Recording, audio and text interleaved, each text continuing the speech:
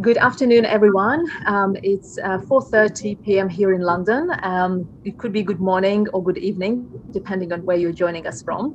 But welcome to the Inspiration Week. It's the week when we will be running lots of inspiring talks as part of our celebration and our global campaign to celebrate Ada Lovelace Day. The campaign, as you know, is run in 20 countries around the world. And today with us, we have an inspiring speaker from JSK. We'll be speaking about JSK and AI in action.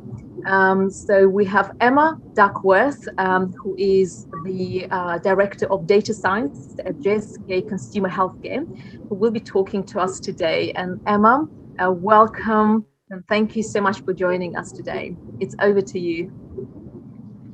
Thank you so much, and thank you so much for letting me be part of this incredible experience. I got to be part of 2 of the hackathons at the weekend, and I just had the most incredible time, and I was so inspired. It actually kind of helped me with what I might share today. So I'm just going to share my screen with you. Alina, can I have the power to share my screen, please? Yes, you should be able to now. Okay, perfect. Let me just share, and then can you see my slides? Yes. Okay, perfect. Great, so I'm just going to talk through, and really this is very inspired by some of the incredible solutions that I saw come out of the Pakistan and the London local hackathons, just some of the ways that we're using AI in action at GSK Consumer Healthcare to hopefully kind of give some ideas of how this works in a company like GSK. So I just start with a little bit of information about me. So I am the Director of Data Science and AI here at GSK Consumer Healthcare.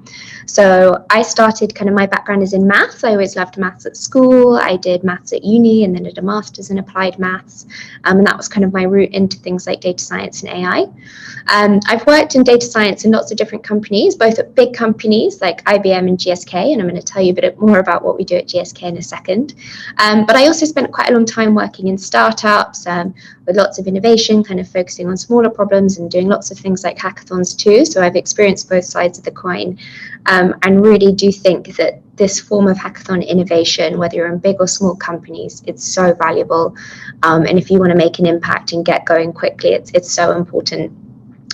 And then I think one of the other things I wanted to touch upon is just some of the things that I like doing. I like puzzles, festivals, and art, and really, and this has been reinforced throughout me. One of the things that I love about AI and data science is how creative it is the new ability we have to solve problems that we're interested in, to solve problems that will make an impact. I think it's one of the most creative industries out there. And honestly, the range of solutions that I've seen in the hackathons so far has completely reinforced the ability for AI to be a creative outlet. So I really hope that people feel inspired and feel that you can channel your creativity through AI. So who are we at GSK Consumer Healthcare? We are a product that is single-mindedly focused on delivering everyday health, and for us it's really important we do it with humanity. So we create products that help people manage their health at home. We have hundreds of products all around the world. I think we reach over 1 billion people every year. But here are just some of the products that you might have heard of, whether it's Advil or Panadol, painkillers, whether it's Sensodyne, whether it's Theraflu, Centrum. We create products that millions and millions of people use. So when thinking about how AI can help, we're always thinking about this lens of how do we deliver healthcare and help more people with their healthcare. You guys have all been looking at creating solutions to the UN Sustainable Development Goals. All of the goals are really important. We're really, really focused on that number 3, good health and well-being, which is a very clear North Star for us. I think one of the things as well that's really exciting for me working here and for lots of people is we've really recognized as a company that human health is linked to planet health. And we have some really, really strong goals around our sustainability targets. And those are, really strongly linked to number 12 around responsible consumption and production, climate action, which is one of the things that many of the solutions have been focused on this week, and also things like life on water and life on land. But really, our North Star is how we can drive good health and well-being across the world. So that's one of the examples I'm going to talk you through today. So Theraflu is one of our products. It's a product to help people with influenza-like illnesses or cold and flus. And I've put on a picture here because I don't know if many of you, I know people are here from all over the world, but I'm sitting here based in London, where you can very much feel the season is turning. It's been so rainy for the last few days. And every year as a company, we have the challenge of, as the seasons turn, how many people are going to get flu? And this is a challenge for us as a business, because we need to think, how can we make enough product for everyone who needs it so people can manage their cold and flu at home? How can we get that product to the right location? And how can we help our experts? We work a lot with people like pharmacies or doctors and dentists, etc., so that they can also help people too. Now, obviously, we create this product, but we can't just click our fingers and have, hundreds of thousands of boxes of Theraflu. We need to be able to predict in advance how many people in an area are going to be getting flu, so that we can know we can make enough. But then also thinking to that, sustainability goal around reducing waste and not making too much. We also want to make sure we get the numbers just right, so that we aren't making too much and we aren't making too little. And this is really where AI is becoming a powerful tool to our business. And again, thinking about the way that the hackathon people develop solutions, we really try to use our design thinking to refine down what is the number one use case we want to solve. And we want to use AI to predict how many people in an area have flu. So what did we do? We built our chili model. So as I've seen again through the hackathons, many people have got amazing branding and great names for their products. We do the same internally here at GSK. This is our internal name for our model, and I'll grade the branding now. But so we created a model to predict how many people have flu. We've done this in lots of different countries, but really to start with, this is how we thought about it. We use lots of different data sets to try and bring together and predict flu levels. Some are open source, some are proprietary to GSK, but really starting to think about what can we use with our creativity to solve this problem.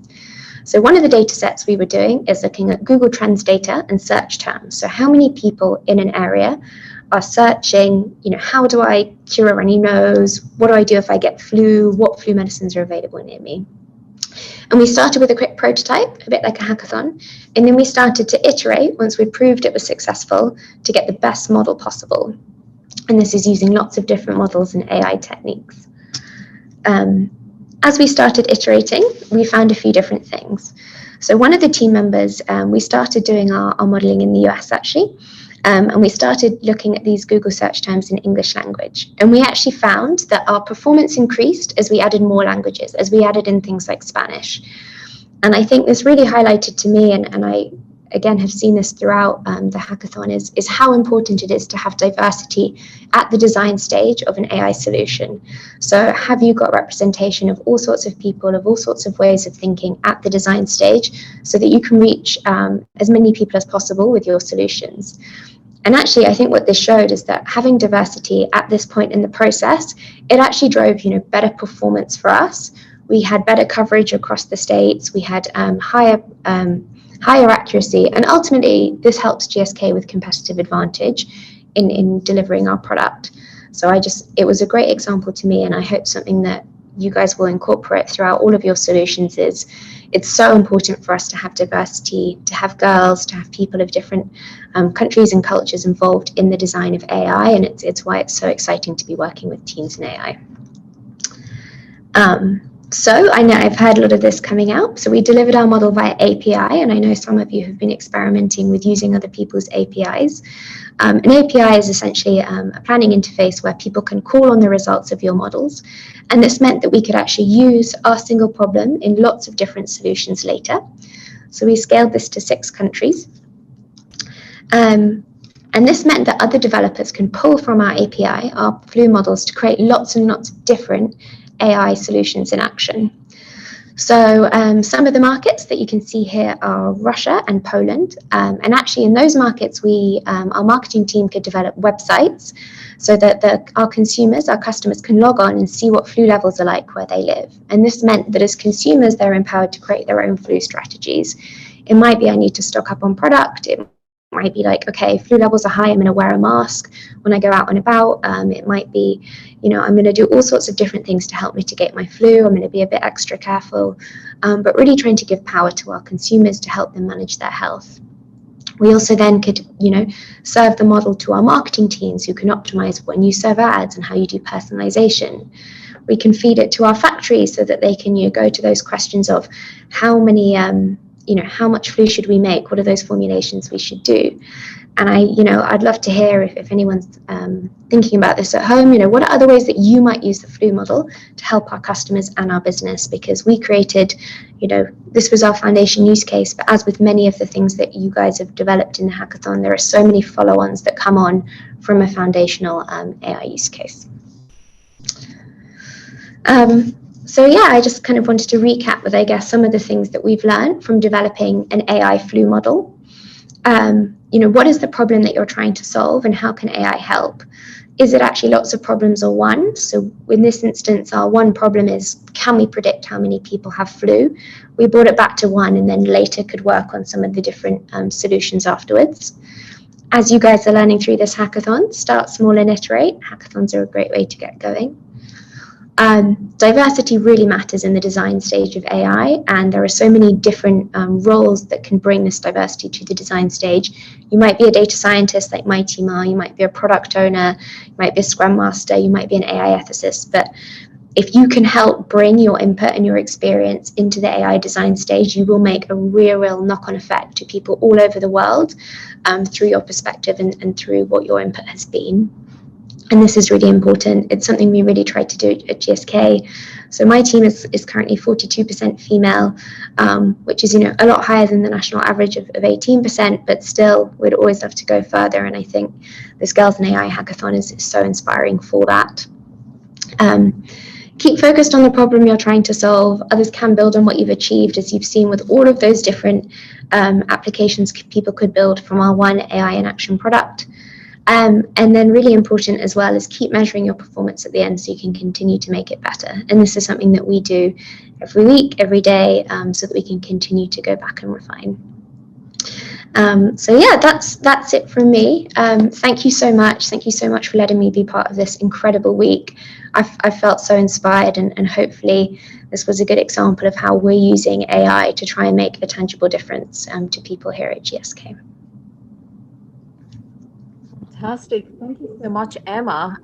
That was absolutely amazing. And can I just reiterate once again and ask you to confirm, did you say 42% female that your team is?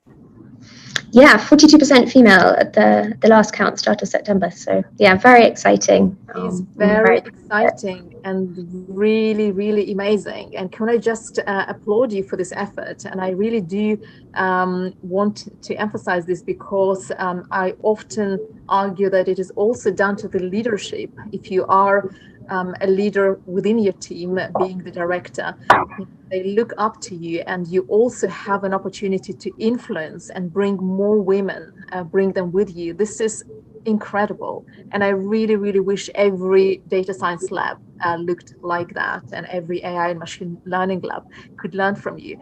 That's exciting news to hear, and I didn't know about it. Fantastic. I have a couple of questions, actually. I wanted to learn a little bit more about the flu algorithm and the prediction model you were developing, because I know the girls hacking would also be wondering about this. What were your core challenges as you were developing this model, and how did you overcome them?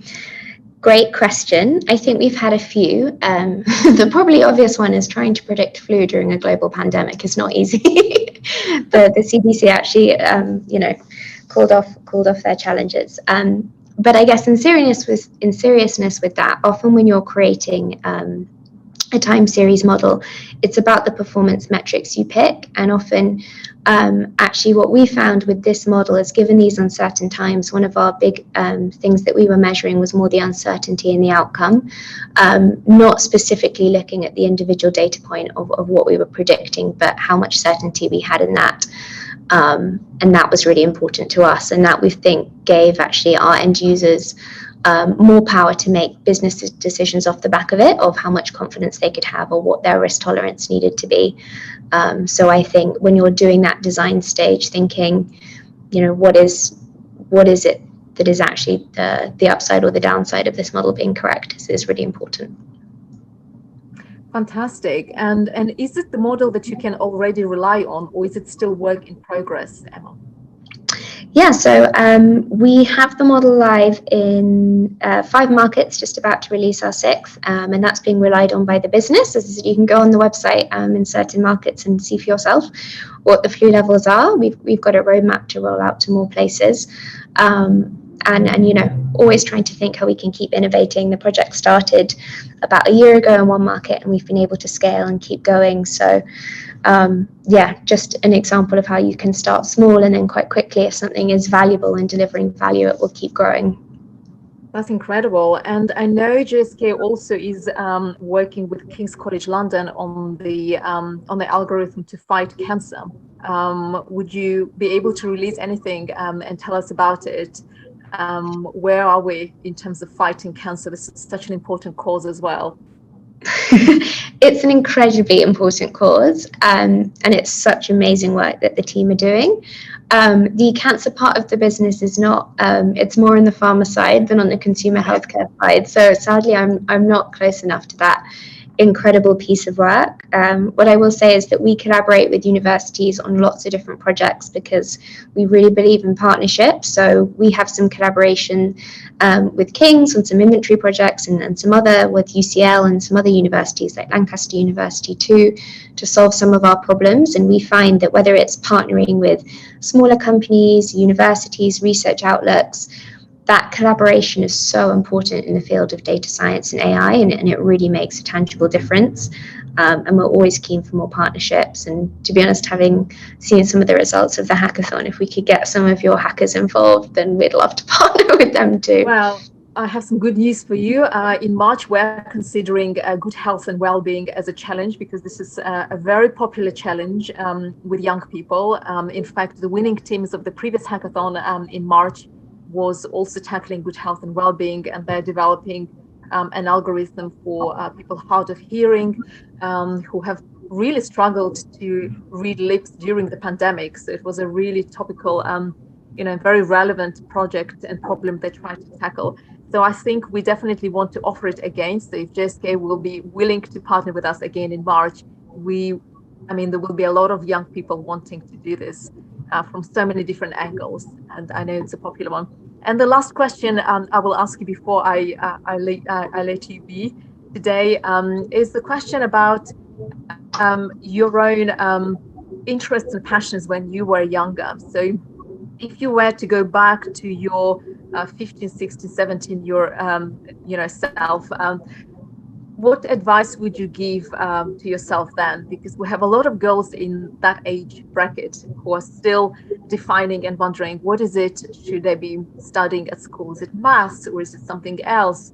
And they're struggling. And some of those who are perhaps less passionate about maths, they're wondering, does that mean I will never be able to get into AI? What would you tell those girls? I so remember that stage, and I was so excited by so many subjects that I found it very hard to narrow down. I remember lots of advices, I was given lots of advice of, this subject is good for careers and this subject isn't. But I went with maths just because I loved maths. And then it has turned out that it is very useful for this field of data science. But honestly, when you look at the number of different roles and perspective required in AI, I think following something you're passionate about, it's great having more women in STEM. If STEM isn't 100% for you, then you can still apply your other skills to creating AI solutions that are for everyone. I think often, considering the ethics or the output or, how these solutions are going to be used, having people with a range of skills in whether it's those product owner roles or in, designers, etc., is so important. I'm always going to be an advocate for anyone studying maths and have more women in STEM, but also if you're not in STEM, come and work in AI, come and work on all of these things too, because we need that diversity of input, and we need people to be designing solutions that meet everyone in the world's needs, including women's. So follow something you're passionate about, and there's always going to be a space for you in the field of AI. I think, have you seen, there's Stanford University have the Human-Centered AI, I think that's what it's called, institute run by Fei Li, who's an incredible woman in AI, which I'm sure you guys partner. But their real ethos is around combining people with humanities and sciences background to think about AI solutions. And I think it's a great template of how all different backgrounds are important to AI. I absolutely agree. I mean, my background is in politics. I never thought I would ever end up in technology, to be honest. But somehow it all came this way, and it was really exciting to explore and find my own sort of part in this. Well, thank you so much, Emma. Once again, everyone, we will be tuning back in here tomorrow at 4 o'clock and 4:30. So just for an hour, come and stay with us. We will be inspiring you with many more journeys. And tomorrow we'll have somebody from NVIDIA joining us as well. But for today, thank you, Emma, and thank you, JSK, for sponsoring this hackathon. So everyone, GSK is our platinum sponsor. And without their support, we would not be able to run this hackathon completely free of charge and accessible to anyone in 20 locations around the world. So we're very grateful and very excited to see what will happen during this campaign as we see many more hackathons kicking off and some wrapping up already. So Emma, thank you so much for supporting us. And we will stay in touch with you. And as we unfold all of the events around the world, we will be letting you know how you are impacting all of these communities. Thank you, Emma. Thank you.